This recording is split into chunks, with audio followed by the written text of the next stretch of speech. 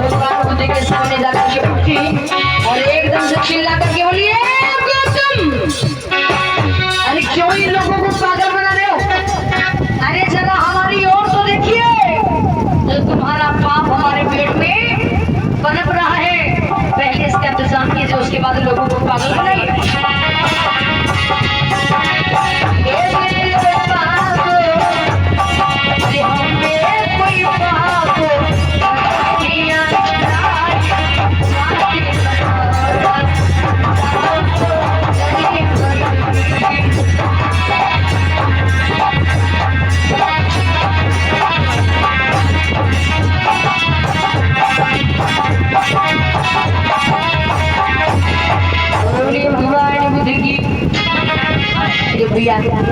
जैसे ही लोगों ने सुना तो लोग एकदम से भ्रमित हो गए, चिंचा को मारने के लिए दौड़े।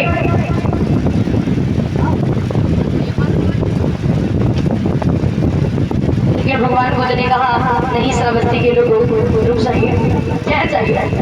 चिंचा बोली, तुम बहुत बड़े विद्वान बन रहे हो ना, क्यों लोगों को पागल बना रहे हो? जरा हमारी ओर देखिए, जो तुम्हारा पाप हमारे पेट में बन रहा है, पहले इसका इंतजाम कीजिए। मेरे भैया जो भगवान तथागत बुद्ध के धर्म के अनुयायी थे, वो आपस में बोले, भैया ये क्या, ये चिंचा बोल क्या रही है? भगवान बुद्ध साधारण व्यक्ति को यहाँ टिकने नहीं देते, भला इतना बड़ा दोष लगाने आई। ये देखो बाबा जी, उसका हाल ये देखो,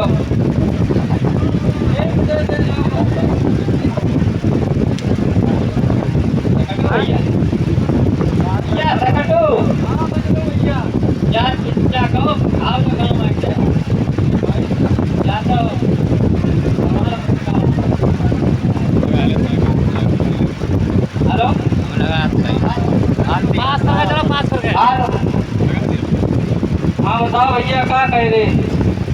क्या कह रहे?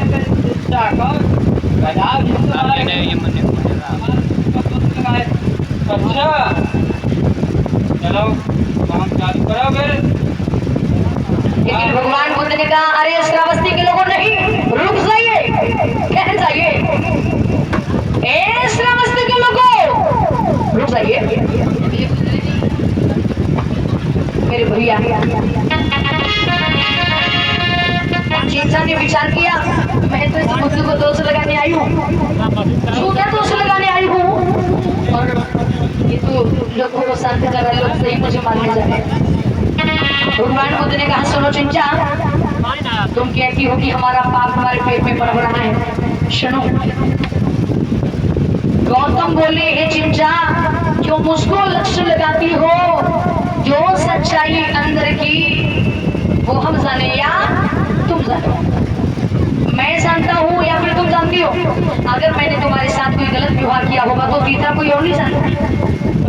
जब भगवान बुद्ध ने इतना कहा तो चिंचा को हंसी आ गई, चिंचा को हंसी आ गई। जब हंसी को रोकना चाहा, बताओ, जब हंसते तो पेट अंदर बाहर होता कि नहीं होता है? और हंसते ही हंसते सुन गौतम की वाणी को, चिंचा को हंसी अब आई है, और हंसी को जब रोकना चाहिए तो लेट हंसी गई, और जैसे चिंचा को हंसी आई तो कठौता बना तो एकदम से जमीन पर गिरा, और जैसे ही वो कठौता जमीन पर गिरा है तो जो श्रावस्ती के लोग थे एकदम से चिंचा को भैया फिर से मारने के लिए दौड़े। चिंचा, ये सब क्या देख रहा हूँ, ये सब क्या है?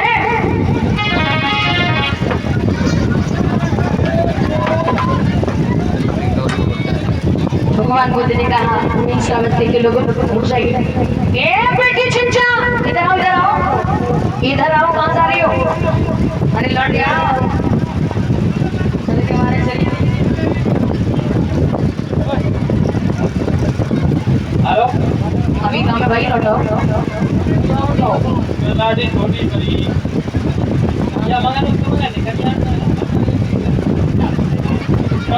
भैया या तो छोटी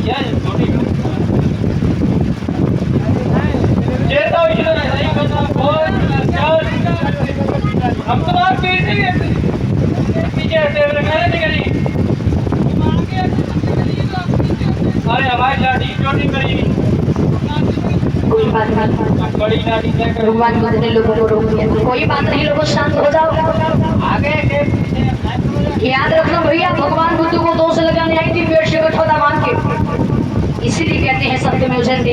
सत्य परेशान हो सकता है लेकिन सत्य कभी पराजित नहीं हो सकता है। चिंचा का जब बोल बोल खुल गया तो चिंचा चरणों में गिर पड़ी, कहने लगी भगवान मुझे माफ कर दो भगवान, मैं नहीं समझ पाई, मुझसे बहुत बड़ी भूल हो गई, बहुत बड़ी गलती हो गई। भगवान तथागत बुद्ध ने पूछा है बेटी क्या मैं जान सकता हूँ कि तुमने जो सब काम किया है किसके कहने पर किया?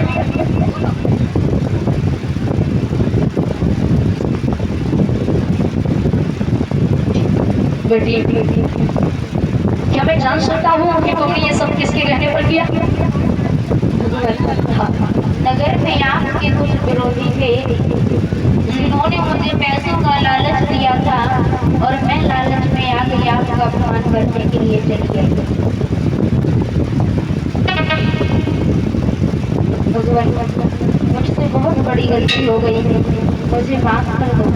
मैं उन विरोधियों के बहकाने पर आ गई। चिंचा क्या मैं जान सकता हूँ कौन है वो विरोधी? क्या उन विरोधियों को मेरे सामने लेकर के आ सकती हो? हाँ भगवान मैं ला सकती हूँ। सही, अगर तुम कहती हो कि माफ कर दो उन विरोधियों को लेकर के आई, हम तुम्हें माफ कर देंगे। मैं अभी जाती हूँ सही, और उन विरोधियों को लेकर के आती हूँ। और याद रखना भैया, चिंचा जब तक नगर में पहुंची तब तक जो विरोधी थे वो नगर ही छोड़ के